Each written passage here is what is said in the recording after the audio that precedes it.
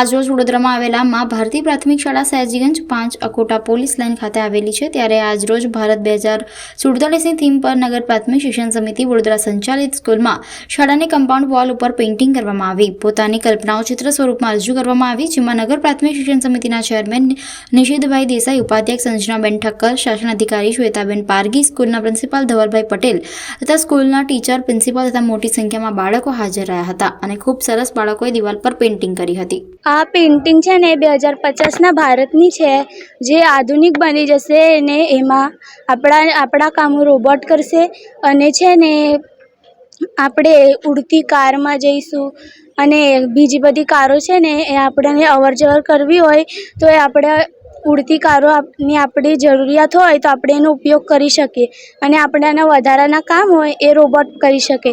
આવી રીતનું આપણે 2047નું ભારત બની જશે. ભારત આજની તારીખમાં આધુનિક સમયમાં વધારે પ્રવેશ થાય છે ભારતે વૈજ્ઞાનિકોએ બહુ બધી ખોજ કરી છે. આવી રીતનું થશે ને તો ભારત નંબર 1 પર આવી જશે અને ભારતની જે આધુનિક સારવાર છે એ બીજા દેશો પર લઈ શકશે ને ભારત તે નંબર 1 પર આવી જશે. પેલા સરને અમે કીધું હતું ને, જે સરે અમને કીધું હતું એ સરે અમને આ શીખવાડ્યું છે. આજના દિવસે મા ભારતી શાળા પોલીસ લાઇન કોટા ખાતે આ બાળકોએ પોતે પોતાના વિચારો 2050નું ભારત કેવું હશે એની ઉપર આ પેઇન્ટિંગને એક થીમ રાખેલી છે. ખૂબ સરસ મજાનું એમના વિચારો અહીં આગળ એમણે પ્રગટ કર્યા છે.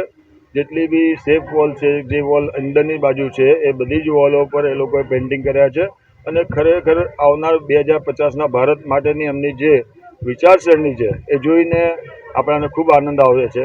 એમણે આપણા ભારતથી લઈને ચંદ્ર સુધી એક બુલેટ ટ્રેન જેવી કોઈ ટ્રેન હશે જે ડાયરેક્ટ અહીંયાથી ચંદ્ર પર જતી હશે, આપણા તિરંગાને લઈને જતી હશે અને કોઈ માણસ નીચે ખુરશી પર બેસીને એને બાયનોક્યુલરથી આખું વોચ કરી શકશે. આ સરસ મજાની હવે એમની માનસિકતા. અને બાકી પ્લેનની સાથે કાર પાર્ક હશે, સોલારથી બધી કારો, ઉડતી કારો એક હશે જે સોલારથી ચાર્જ થતી રહેશે, જેને કોઈ ફ્યુલની જરૂર નહીં હોય. આવા બધા સરસ મજાના એમના જે વિચારો છે એ નગર પ્રાથમિક શિક્ષણ સમિતિના જ બાળકો આ વિચાર કરી શકે. સારા વિચારો એમને એટલા માટે આવે છે કે આ શાળાની અંદર સારું શિક્ષણ મળે છે.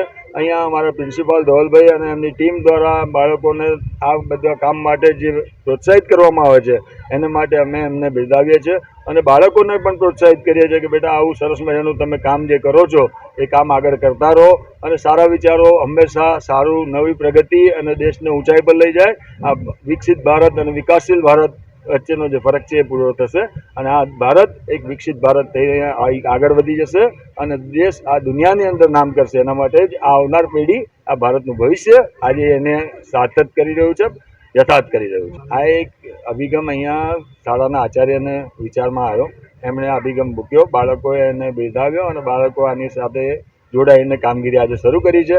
આવનાર દિવસોમાં બીજી શાળાના આચાર્યોને કંઈક અલગ અલગ જાતના વિચારો આવશે અને અલગ અલગ ટાઈપની આવી પ્રવૃત્તિઓ દરેક સ્કૂલોમાં થતી જ હોય છે. ગઈકાલે એક સ્કૂલની અંદર અમે કોમ્પ્યુટર લેબનું ઉદ્ઘાટન કર્યું, એના આગળ કોડિંગની બી વાત ચાલે છે, એની આગળ અમે એઆઈની બી વાત ચાલે છે. એટલે વિવિધ જગ્યાએ વિવિધ કાર્યક્રમો અલગ અલગ રીતે થતા હોય છે અને બાળકો પોતાની માનસિકતા પ્રમાણે જે જગ્યાએ જે સારું લાગે છે આગળ કરતા હોય છે.